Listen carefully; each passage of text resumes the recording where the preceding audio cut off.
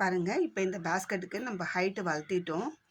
Height எத்தனை line வளர்த்திருக்கோன்னா, இந்த corner திருப்பந்துலேருந்து 1 2 3 4 5 6 7 8 9 10 11 12 13 14 15 16 17 line வளர்த்திருக்கோம்.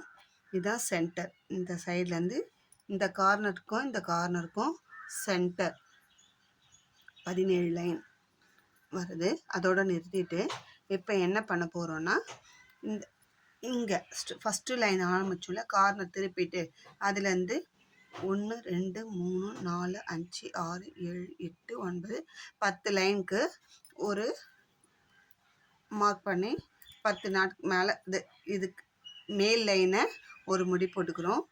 அதுக்கப்புறம் இந்த சென்டர் 10, இப்போ இந்த 17க்கு 17 அந்த சென்டர் நாட்டை நம்ம தனித்தனியாக மார்க் பண்ணிக்கலாம்.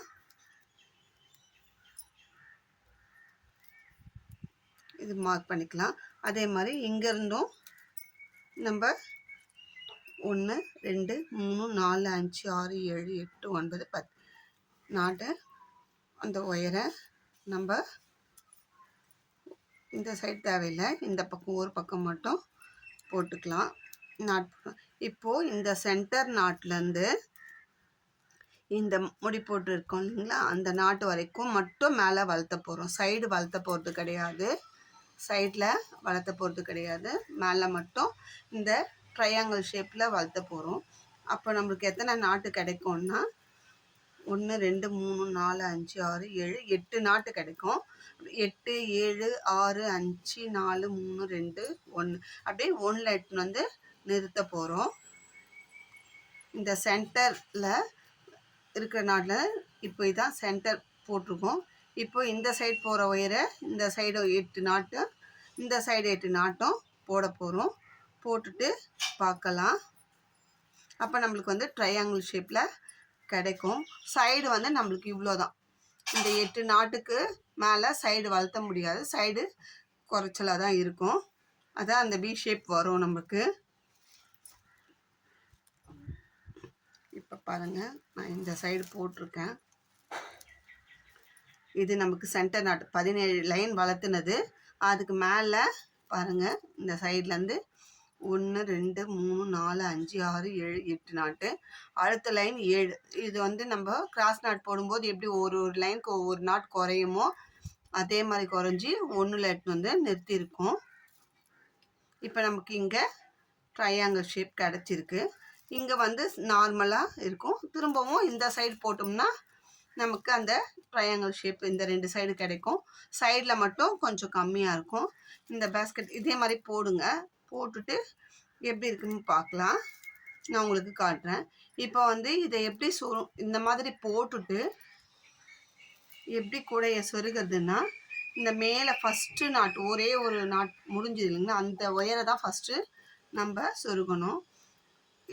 அந்த ஃபஸ்ட்டு நாட்டில் சொருகணும். அதுக்கு அடுத்த நாட்டு 2 லைன் போட்டிருக்கோம் இல்லைங்களா, 2 நாட்டு, அந்த ஒயரில் ஃபஸ்ட்டு நல்லா டைட்டாக இன்செர்ட் பண்ணிவிட்டு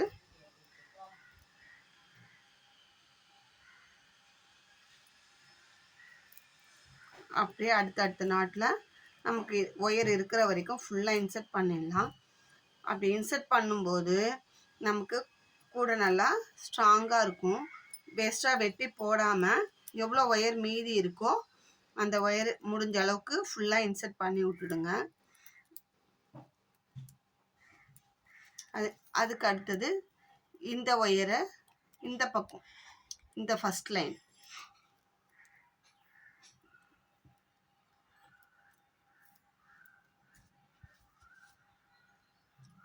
இந்த ஃபஸ்ட் லைனில் அப்படியே அடுத்த நாட்டில் அதே கிராஸ் ஆர்டரில் சொல்லிட்டு போனால் நமக்கு இந்த மாதிரி இருக்கும் மேலே. இதுக்கப்புறம் நம்ம எப்பயும் நார்மல் கிராஸ் கொடுக்கணும். அடுத்த நாட்டை அப்படியே ஃபுல்லாக சொருகணும். சொருகிட்டு நான் எப்படி வந்திருக்குன்றதை உங்களுக்கு காட்டுறேன் பாருங்கள். இப்போ இந்த பேஸ்கெட்டை நான் ஃபுல் ஃபினிஷ் பண்ணிட்டேன். இது மேலே இந்த டவர் ஷேப்புக்கு 1 2 3 4 5 6 7 8 லைன், இந்த சென்டர் லைன் ஃபினிஷ் பண்ணதுலேருந்து 8 லைன் போட்டிருக்கேன். இங்கேருந்து போடும்போது இந்த டவருக்கு 8, 7, 6, 5, 4, 3, 2, 1ன்றத 1ல் முடியும். அப்போ நம்மளுக்கு இந்த கோபுரம் ஷேப் கிடைக்கும். 4 பக்கமும் போட்டிருக்கேன். சைடில் வந்து பாருங்கள், ஒரு லைன் மடக்கி சொருகியிருக்கேன். அப்படியேவும் சொருகலாம், வேணும்னா மடக்கியும் சொருகிக்கலாம். நான் வந்து மடக்கி சொருகியிருக்கேன். இதுக்கு கான்ட்ராஸ்டாக ஹேண்டில் போட்டிருக்கேன். 3 ஸ்கேல் அளவில் உள் ஒயர் வந்து 3 ஒயர் எடுத்திருக்கேன். அதை மடிக்கும்போது 6 ஒயராக நமக்கு கிடைக்கும். 6 ஒயர் உள் ஒயரு, மேலே 2 ஒயர் ஹேண்டில் தான் போட்டிருக்கேன். இதுக்கு டார்க்கு பிங்க்கு, ஒரு வாடாமல்லி பிங்க்கு நான் இதுக்கு ஹேண்டில் கான்ட்ராஸ்டாக கேட்டாங்க, அதனால் அதே மாதிரி போட்டிருக்கேன். இதுக்கு பிளெயினாக இருக்குது, ஏதாவது ஒரு டெக்கரேஷன் பண்ணலாம் அப்படின்னு சொல்லிட்டு இந்த ஆர்டிஃபிஷியல் லீஃபும் ஃப்ளவர் கிறிஸ்டல் ஃப்ளவரும் வச்சு நான் டெக்கரேஷன் பண்ணியிருக்கேன். 2 செட்டு லீஃபும் 2 ஃப்ளவரும் ஒன்று மேலே வச்சு நிறைய பெட்டல்ஸ் கிடைக்கிற மாதிரி வச்சு உள்ளுக்குள்ளே இதுக்கு கூடையோட கான்ட்ராஸ்ட் கலர் பிங்க் அண்ட் க்ரீனே யூஸ் பண்ணியிருக்கேன். மேலே ஆம்லா பீட்ஸ் இந்த பேரட் க்ரீனில் வச்சு ஃபினிஷ் பண்ணியிருக்கேன். இந்த பேஸ்கெட்டு ரொம்ப அழகாகவே வந்திருக்கு. ஹேண்ட்பேக் டைப்பில் இருக்குது. இது பேக்குன்னு தான் சொல்லலாம், பேஸ்கெட்டுன்றதை விட பேக்குன்னு சொல்லலாம். ரொம்ப அழகாக இருக்குது.